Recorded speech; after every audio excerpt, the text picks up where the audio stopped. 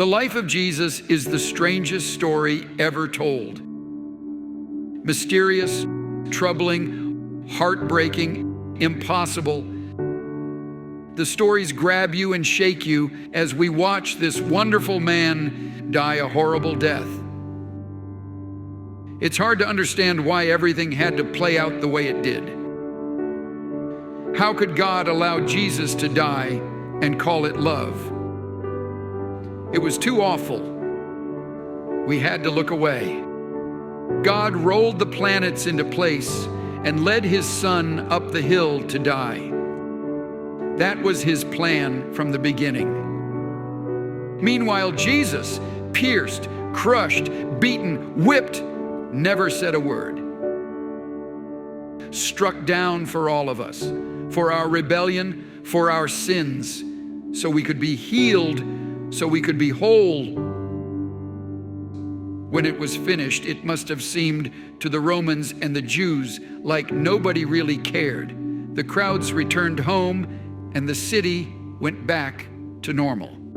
Afraid and confused, the disciples turned their backs on Jesus. Some told each other his death was a punishment from God for his own sins. It is so hard for us to see strength in weakness. Jesus talked about that all the time, and in the end, he demonstrated it for us. What Jesus did on the cross was by far the hardest thing anyone has ever done. God piled every terrible thing in the world on top of him until he was crushed to death, so we could be healed, so we could be whole. And still we turn to our own way.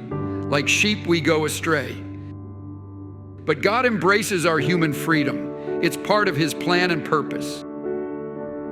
We all have to choose what to do with Jesus' death. Examine the awful facts and not look away. Jesus submitted to his Father's will and agreed to die. God honored his obedience. So much life has sprung from that short, difficult life.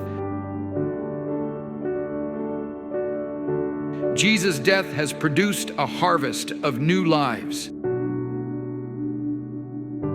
Now those who care nothing for their life will keep it for eternity. Over the centuries, so many people in the church have willingly died for this truth. Across time, so many people saved the church from betraying our witness. Now the cock is crowing again. Every generation must decide, do we believe the disciples' report? Did God really raise Jesus from the dead? What does that mean for me? For all of us?